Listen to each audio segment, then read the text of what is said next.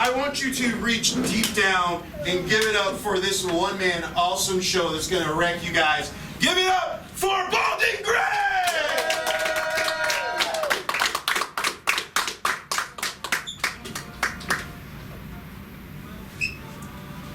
Yeah!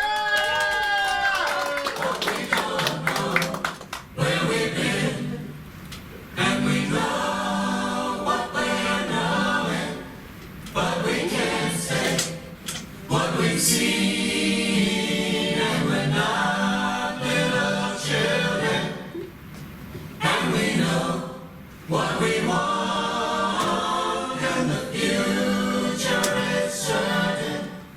Give us time to work it out.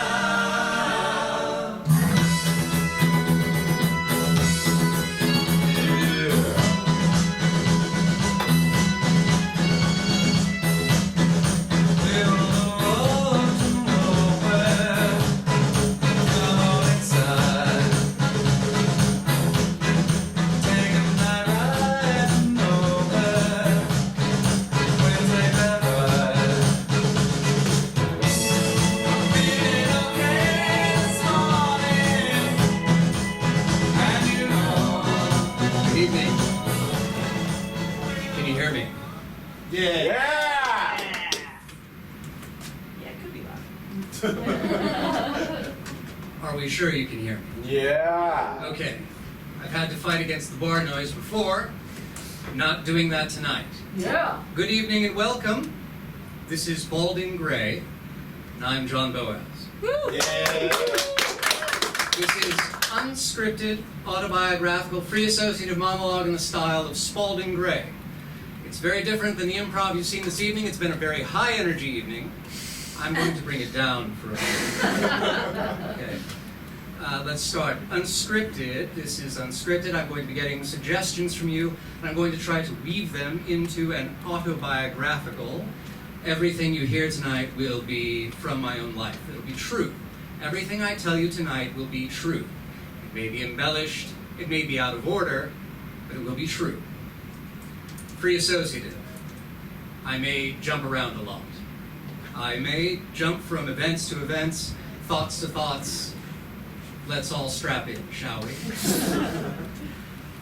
To get started, I need 3 suggestions from you, and I will try to create a unified piece from those 3 suggestions.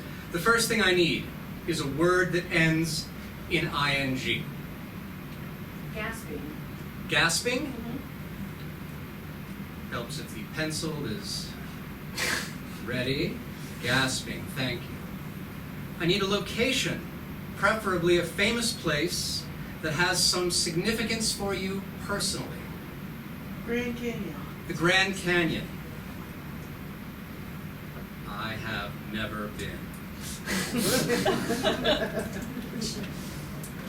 And finally, and this is the weird one, I need a number between 582 and 660, and I will explain why in a moment. A number between 582 and 660. 616. I heard 605 first, so that is the winning number for the evening. Suck it, other number. I'm going to pull a quotation number 605 from Reflections by Hermann Hesse. Hermann Hesse was a novelist in the early 20th century, German novelist. He won the Nobel Prize for Literature in 1946. He wrote Steppenwolf, he wrote The Glass-Bead Game, he wrote Narcissus and Goldman, and many others. If you've never read Hermann Hesse, I strongly recommend it. 605? Oh, you've chosen one that is incredibly long. So I am going to break it down into a very small part. Woof.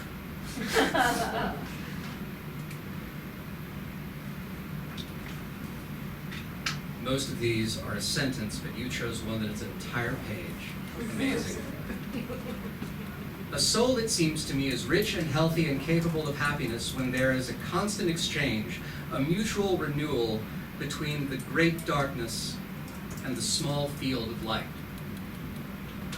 That is pulling but one sentence from the quotation. That is long.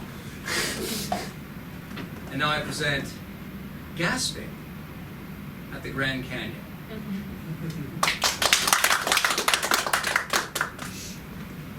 In 1997, a friend of mine, I'm gonna give you his name. His name is Patrick. He's still a friend of mine. We don't see each other very often anymore, but we grew up together. We worked at the Fashion Valley 4. Anybody here San Diego natives? Yeah! Remember the Fashion Valley 4? They used to be off by Farrell's instead of the Fashion Valley 18, the AMC 18. Well, the Fashion Valley 4 was the original Southern California multiplex. This is absolutely true. It was the first multiplex in Southern California, the Fashion Valley 4. That is true history. You can probably look it up on the internet. We worked there. It was the very first job I ever, no, it was the second job I ever had. It was the very first job that I kept for a long time. We loved movies. We had a friend there. His name was Scott. He was from Montana. And after Scott, as you know, when you work in a service job, as I'm sure many of us have, it becomes terrible after a while. It becomes a soul-sucking nightmare because it's such a dichotomy. Because yes, it's a soul-sucking nightmare, and you have to deal with the public, and you have to do these things. But there are little things about it that you love, right? We loved movies, and we loved the friends that we made there. I can honestly say, after working for 20 years in a corporate environment, that I had friends in the service industry like I have never had in the corporate world. And we were a fairly tight friend group. Scott was a manager, we were not. We were lowly peons who worked the floor, swept the floors even, and sold popcorn and sold tickets and that sort of nonsense. Scott had a dream. It was a terrible dream, but it was his. He got so fed up with working at the Fashion Valley 4 AMC movie theater that one day he decided, I'm going to return to my home state of Montana and open a comic book shop. It was his dream. It was a lovely dream. One day, Scott got fed up and he packed up and left. And about a year later, my friend Patrick and I said to ourselves, you know, I'm about to go away. I was about to go away to university. I was going to go to UCLA, and we were going to see each other for a while. We said, let's do a road trip. Why don't we go visit Scott and see this beautiful comic book shop that he has opened in his hometown of Billings, Montana. Let's drive over the western states for the entire purpose of seeing a comic book shop that our friend has opened in Billings, Montana. I'm not saying it was a good plan, but it was ours. Just like opening a comic book shop was his plan, and he did it. We were going to live vicariously through his dream. We were going to let his dream carry us across the great western states. And he, my friend Patrick, being of an age where he could rent a car, did so. We were two young men in an Altima. We rented a Nissan Altima. It was a new car then. It was just a brand new model had just come out. Rented it. We began driving. And we planned stops along the way. This was in the days when there was no GPS. There was no Google Maps, none of that shit. There was the Thomas Guide. Yes. So we had to sit down, we had to pre-plan everything. We had to draw with a highlighter on maps, draw a route, and we had to estimate how long it would take to go places and see things. This was a terrible experience because we were frequently wrong. For instance, we assumed that we could get to Salt Lake City in one day, which may have been true had we driven straight through to Salt Lake City. But we said, how often will we be doing this again? The answer, we would never do it again. I didn't know that then. I know now. We decided that we were going to, on the way up, hit... when you do improvised monologues, you remember things while you're talking about them. We decided we were going to do Bryce Canyon. And what's the other one on the way to Bryce? It's a big... Zion! Thank you. Audience participation. Thank you so much. Zion. We were going to do both. And we drove up through Zion, and we had this vision that we were going to do Bryce on the way back. No, on the way up. Haha, on the way up. But we were delayed. Through Zion, I had opted to drive, and I was not paying attention to the signage, and I was pulled over for speeding in a national park. Have any of you been pulled over for speeding in a national park? It is, for a young 20-something, rule-following, newly broken off from the Lutheran church boy, it was the greatest shame of my life to that point. To be pulled over in the midst of this immense natural grandiosity, to be told that I was violating the rules. I threw myself at the mercy of the officer, and of course promised never to do it again, and he said, fine, just take the ticket. With no instruction on how to take care of it, I would later discover that you have to just mail the money to the court. There's no contesting a national park speeding ticket. Nor could you go back there and do it. It's ridiculous. It's insane. Anyway, we missed Bryce Canyon on the way up. We got to Billings, Montana eventually after many a long sojourn. Have you ever been out on the open road and realized we have a long way to go? I have no idea how long it's going to take to get to where we're going. And when we got to the Montana border, suddenly, did you know that the speed limit there is whatever is reasonable? There are signs that say speed limit, whatever. It doesn't say whatever is reasonable, but it's something to the effect of reasonable. Meaning that you can drive 100 miles an hour as long as no one else is around. At least this was true in the late 1990s. Perhaps they have since come to their senses. But I recall getting out of, driving past Yellowstone, thinking, all right, we're going to have to see that on the way back. Going across, going through Montana, realizing, oh shit, Billings is on the other side of Montana. I saw that on the map, but on the map it looks like this long, but when you're driving it, it's a lot longer. We finally pull into Billings. We see the comic book shop and our friend. We stay at his place. I remember it was 1997, and the reason I remember that is because we saw in the Billings, Montana theater, remember we're all movie theater people, we love movies. John Woo had just directed his first U.S. film, Face Off, with Nicolas Cage and John Travolta, and so we as a group had the immense joy of going and seeing the action epic and just hamfest, the genius hamfest of John Travolta and Nicolas Cage in Face Off. Have you all seen Face Off? Your homework is to go home and see Face Off. It is a beautiful, just insane portrait of two men losing their minds and not caring at all what the audience thinks. It's wonderful. Montana, for the most part, was terribly boring. It's Montana. It's beautiful, and it is big sky country. It's true. When you're there, it's like the horizon comes to you and envelops you and engulfs you. It feels like, you hear the concept of the dome of stars, and you can sometimes see it at night if you go out to the desert or a place where there's not a lot of light pollution, and you can feel that you're truly under the firmament, under God's creation, if you believe in that sort of thing. And even if you don't, there's something about its immensity that grabs you. But in Montana, you really feel it all the time. It's like you're standing on a platform in the sky.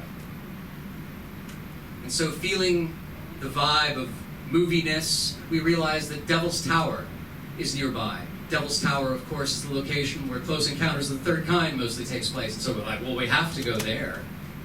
This is another mistake. It is another mistake because we don't realize this is a spontaneous trip.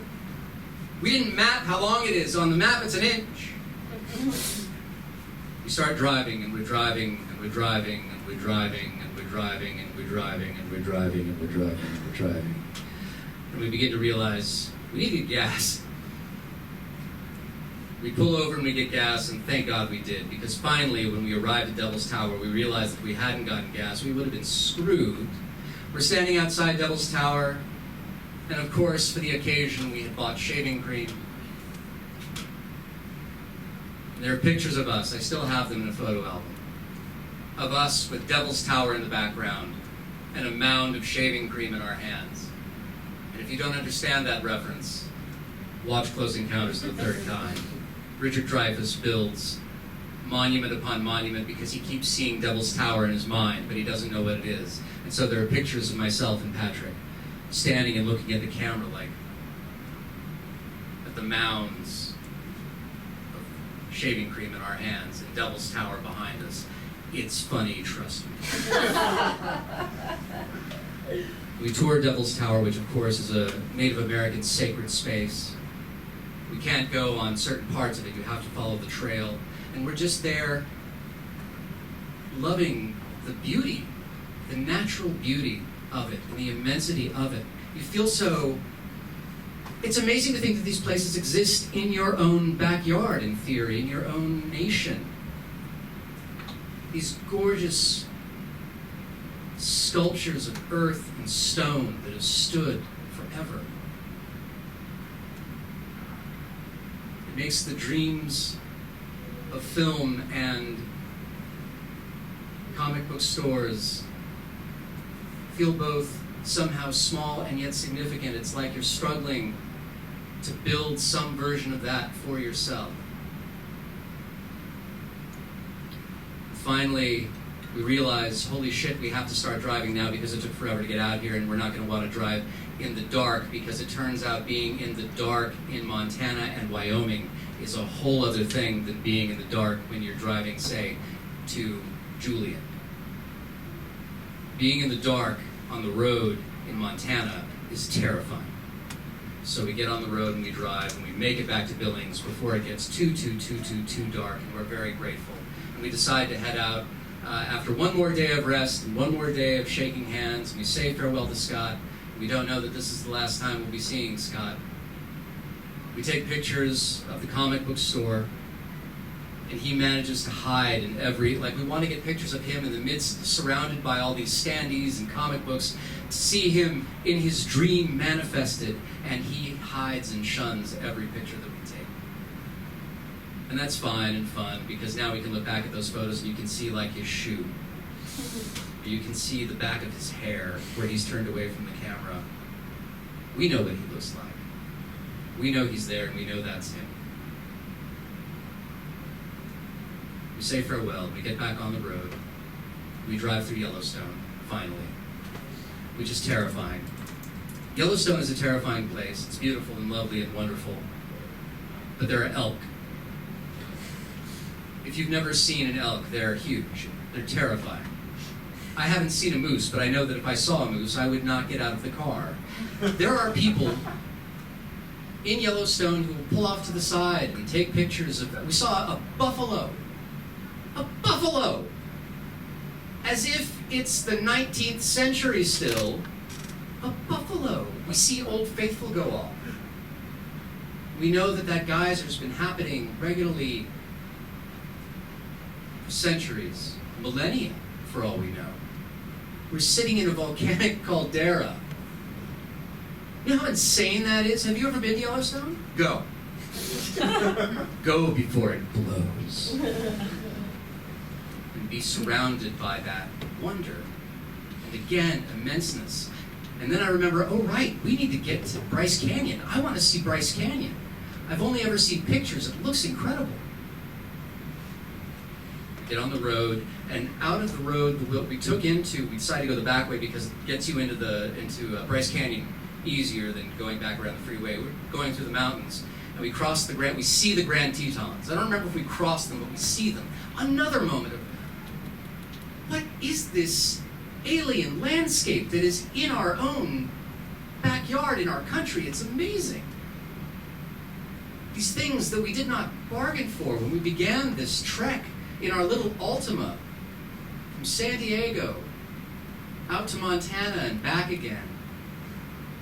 We're listening to Neil Young. listening to Neil Young's Live Rust. And I remember he puts it on as we're like cresting a hill and there's a lake in the Grand Tetons and you can hear Neil Young, "Oh, to live on Sugar Mountain with the barkers and the colored balloons. You can't be 20 on Sugar Mountain, though you're thinking that you're leaving there too soon." It's burned into my brain forever. We leave the Grand Tetons, and we drive, and we drive, and we drive, and we drive, and we drive, and finally we arrive at Bryce Canyon. We pull up the parking area. If you've ever been to the parking area at Bryce Canyon, it's tree-lined and beautiful. There's signs. And some of them say something about lightning strikes. My first thought was, well, fuck that. I'm not going to get struck by lightning just to see a canyon. That's messed up. But of course, my friend is more adventurous. He says, "Come on, you dummy. We just drove a zillion miles. We're going to look at it. You wanted to see it the whole time." We get out. I've never seen the Grand Canyon. I can only imagine. Bryce Canyon is the most gorgeous alien landscape I've ever seen. The red buttes stick up out of the ground. And there are trees, in some places, growing out of the hillside. And you can see, again, that sky that seems to touch down and completely envelop the earth somehow. It's like beautiful blues and reds and poking out of places greens. And I thought to myself, if this is where it happens, if I do get hit by lightning, then fine. I have seen this. It is a million degrees. Because we've been dumb to this point anyway, decide to go for a hike. And there's a path, a very quick path. We know that because it says it's a very short hike. So we decide to take it. We walk down. We're walking in between all of these stone pillars that have stood again for God knows how long, built, I assume, by erosion. Just that nature could create something so vast and incomprehensible and gorgeous. You can see how people believe in divinity, how people believe in higher power somehow. I don't, but I got real close that day. I still have a picture of my friend Patrick standing at the bottom of the canyon. And it's not a particularly meaningful picture. It's just him in sunglasses and a dark t-shirt, leaning up against one of these rocks with a tree jutting out next to him.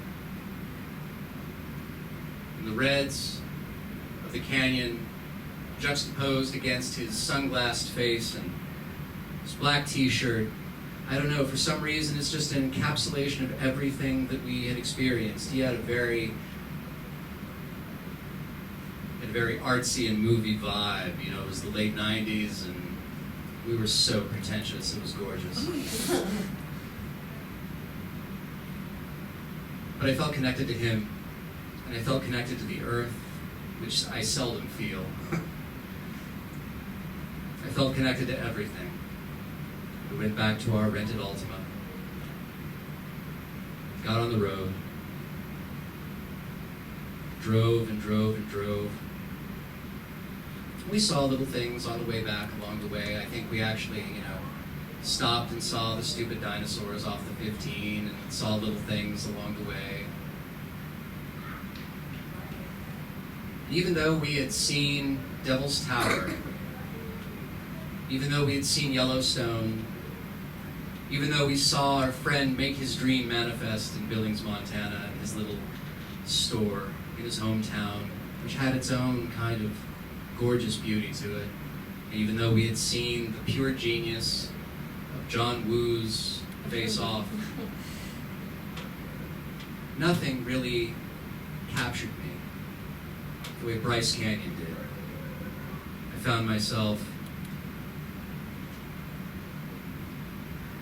found myself knowing like what ecstasy is outside of art or sex or being drunk.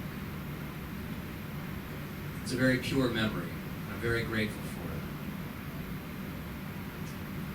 And I'm very grateful to have shared it with all of you tonight. The quotation again.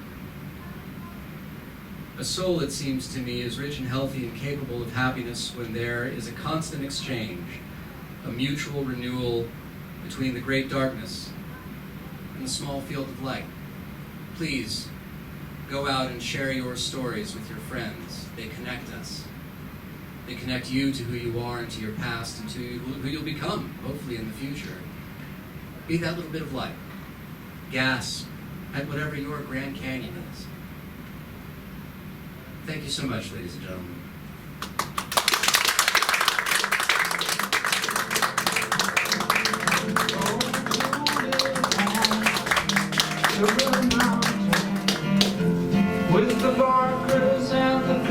Thank you all so much. I mean it sincerely. See your friends. Share your stories with them. It connects you to them. It connects you to yourself. It builds community. Thank you all for listening to us.